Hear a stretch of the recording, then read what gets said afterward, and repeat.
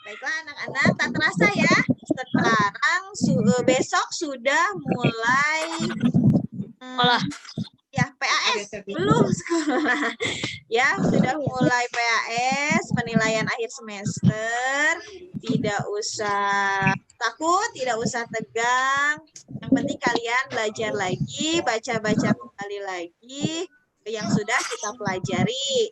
Sebelum tanya jawab, kita cek ya, kita belajar ulang materi-materi sebelumnya. Nah, ada yang berbeda. PAS sekarang itu adalah permapel ya. Permapel, jadi permuatan pelajaran. PKN, PKN.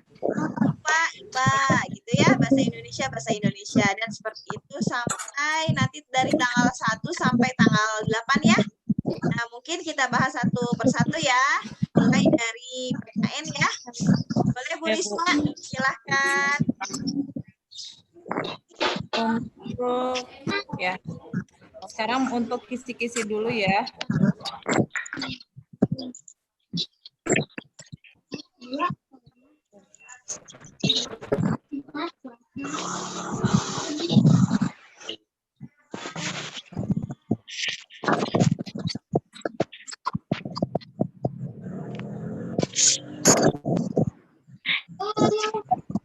Ada kelihatan?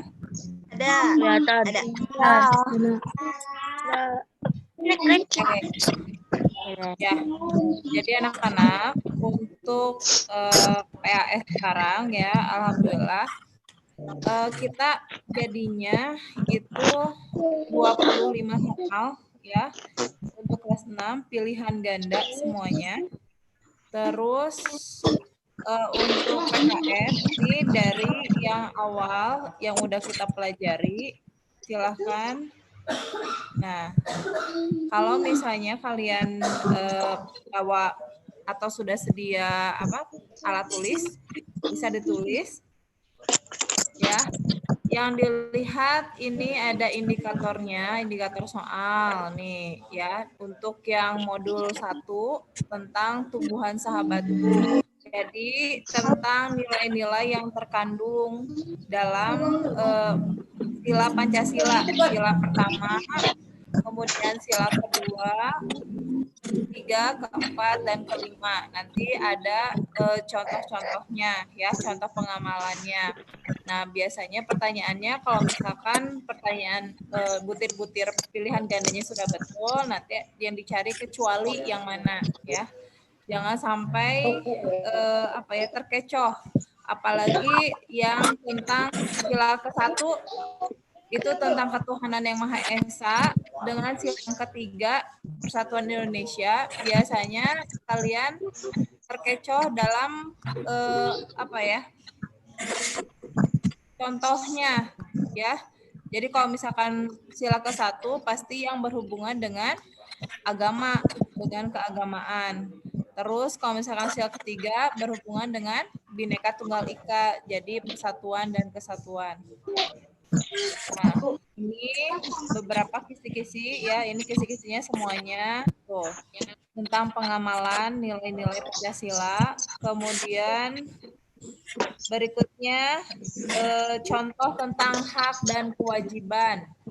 Ya, jadi kalian harus tahu apa perbedaan hak dan kewajiban. Coba ada yang tahu hak itu apa?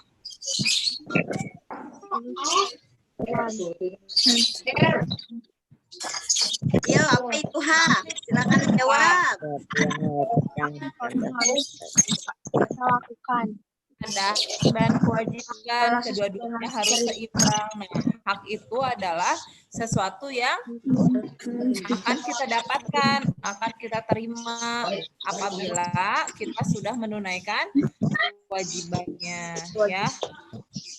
Kemudian nanti ada soal untuk mengetahui sifat-sifat yang mencerminkan kedisiplinan. Jadi disiplin di sekolah, disiplin di rumah, dan di lingkungan masyarakat. Nanti kamu hafalkan itu. Ya. Kemudian juga ada contoh dampak positif dari globalisasi. Jadi apa dampak positifnya? Nah, ini hubungannya adalah dengan sikap ya. Sikap kalian nah, pada saat adanya globalisasi seperti apa. Kemudian nanti ada juga contoh untuk PKN.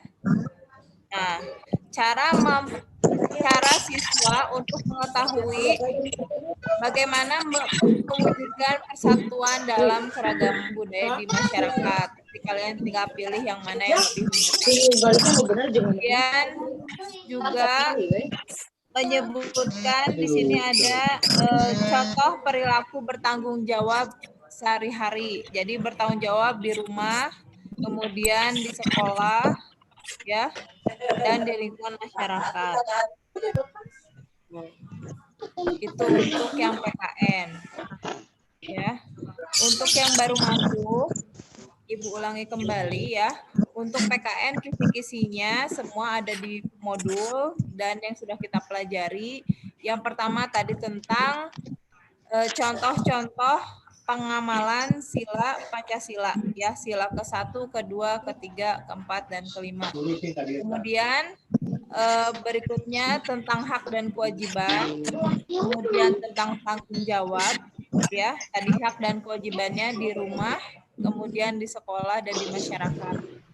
Kemudian dampak globalisasi terhadap sikap toleransi ya, terhadap yang berhubungan dengan sikap pribadi.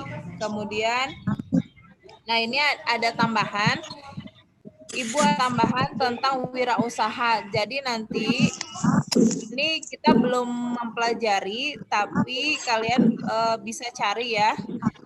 Jadi nanti kalian harus tahu sikap yang harus dimiliki oleh seorang wirausahawan.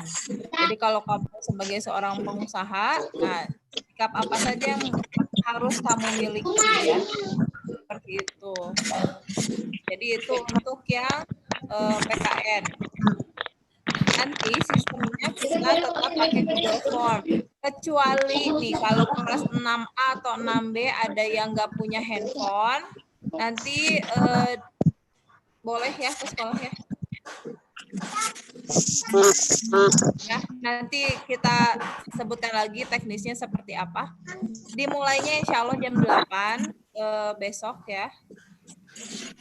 Jadi silakan disiapkan nanti koneksinya bagaimana.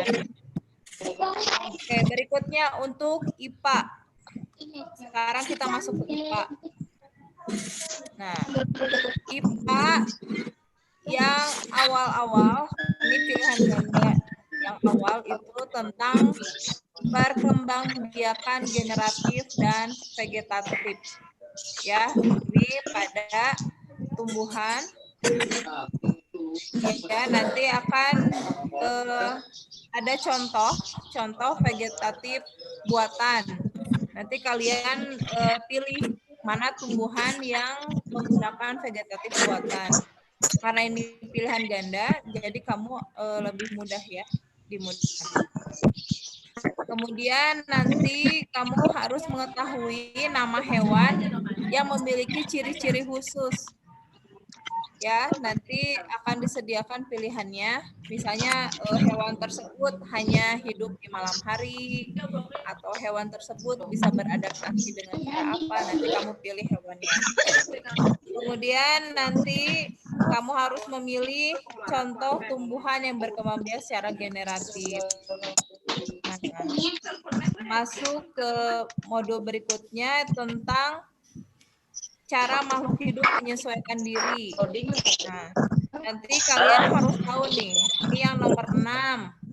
Harus mengetahui fungsi rongga pada tumbuhan teratai, itu untuk apa? Fungsinya untuk apa? Kemudian, cara pohon bambu beradaptasi dengan lingkungannya bagaimana?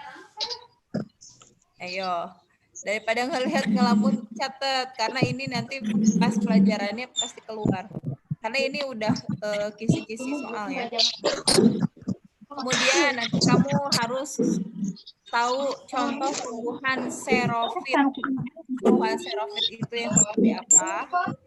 Nih, yang nomor 9.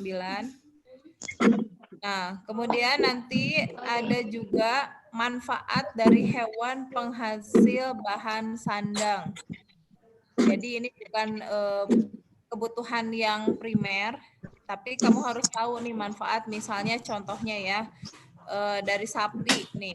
Sapi itu kalau untuk kebutuhan pangan itu kita butuh apanya aja? Susu, daging ya. Buat dimakan ya dan diminum. Nah, kalau dalam sandang kebutuhan yang bukan untuk dimakan, apanya yang bisa dipakai?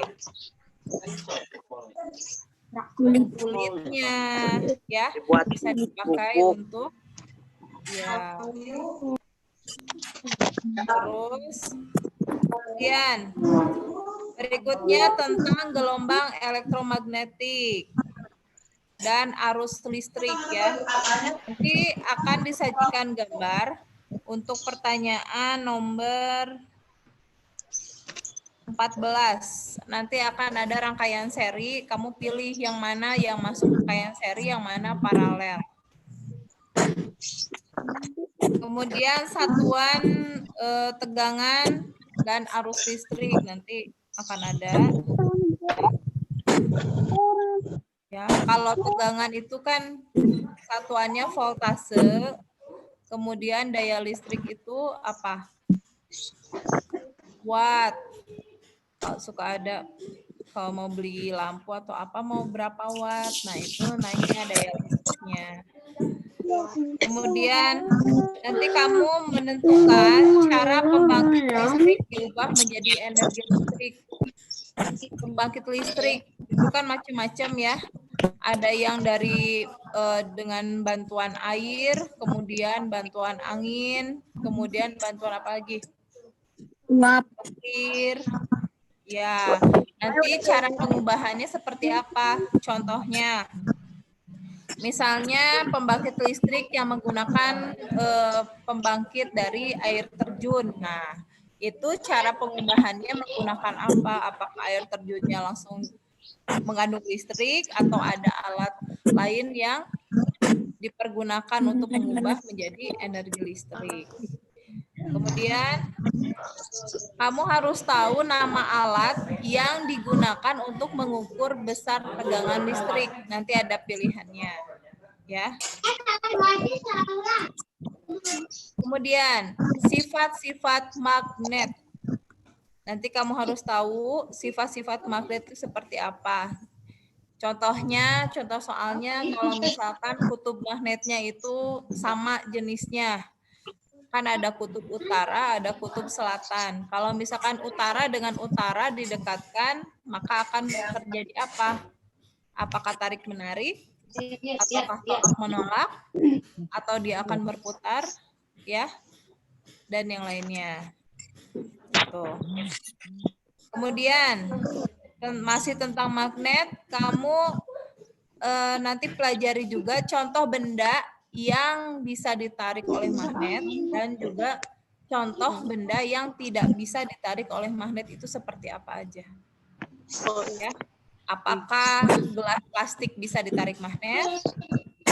Apakah uang koin bisa ditarik magnet? Bisa. Nah, Bisa. Wali amonium nggak bisa. ya. Jadi apa aja tadi untuk IPA? Tentang perkembangbiakan ya. Perkembangbiakan makhluk hidup. Kemudian dikhususkannya tentang perkembangbiakan secara generatif, vegetatif. Kemudian tentang elektromagnetik. Tentang rangkaian seri dan paralel. Kemudian yang terakhir tentang magnet. Ya. Ya. Udah? Sekarang yang terakhir dari Ibu, oh enggak terakhir, masih ada satu nanti. Ibu kasih kisi-kisi agama. Oke, sekarang untuk IPS. Untuk IPS itu yang akan muncul adalah lambang negara ASEAN. Ada lambang dari negara ASEAN. Contoh, lambang misalnya Merlion, tahu nggak Merlion? Yang singa, atasnya kepalanya singa, bawahnya ikan. Nah, itu lambang negara mana? Kemudian Singapura. Kemudian nanti identifikasi bendera negara, misalnya bendera negara Malaysia, Thailand, nanti akan ada gambarnya. Kamu tebak itu bendera negara mana. Terus mengetahui manfaat laut, nanti akan disajikan ya pilihannya. Kamu cari yang kecuali dari manfaat tersebut. Berikutnya, tahun didirikannya ASEAN. Ingat-ingat. Oke, itu tentang ASEAN. Maju ke tentang makna proklamasi, ya. Nanti yang harus kamu tahu adalah nama-nama pejuang proklamasi.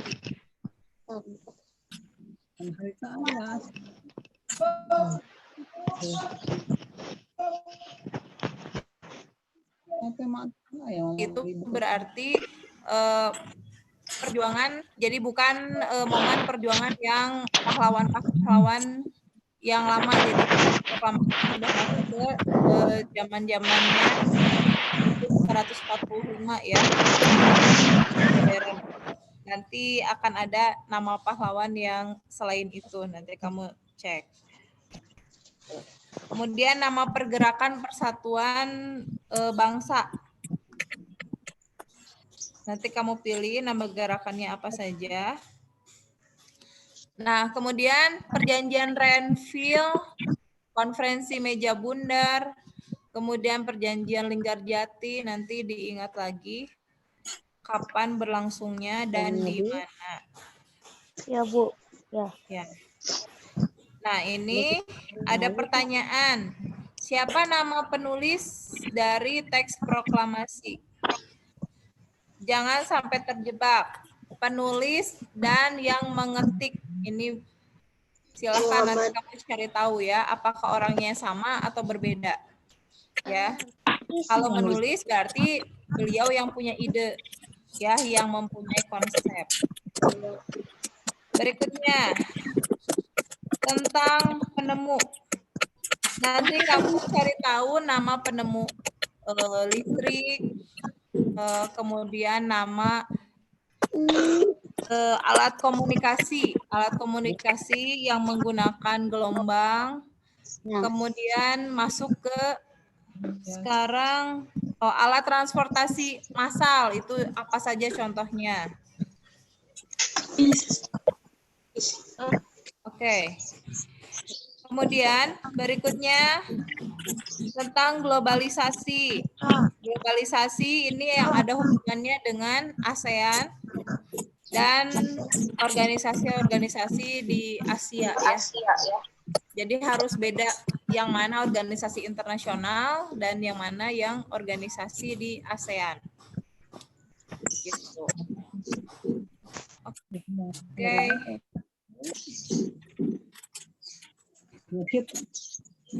Bu, ini waktunya di jadwalnya berapa jam? Oke, berikutnya ini Ibu ambil yang dari Pak Teten ya, kisi-kisi untuk besok PAI dan PKN. PKN tadi udah ya. Untuk PAI tentang surat Al-Kafirun. Al-Kafirun. Jadi misalnya Al-Kafirun itu surat keberapa, turunnya di mana, artinya apa, ya. Kemudian tentang rukun iman.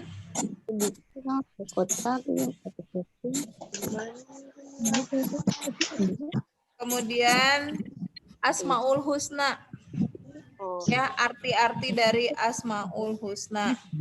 Terus terakhirnya adalah tentang zakat. Misalnya zakat yang diberikan berupa harta itu kalau sudah mencapai nisabnya namanya zakat apa. Kemudian Karena gua tahu. siapa aja yang berhak untuk mendapatkan zakat, kayak gitulah ya. Oke. Ya, semoga nggak kecepatan ya karena kita berjuang dengan waktu ini. Oke. Ya, kalau dari Ibu itu aja. Ya, kalau untuk SBDP nanti akan ada pengumuman. SBDP dan PLH kita enggak teori, kita praktek ya.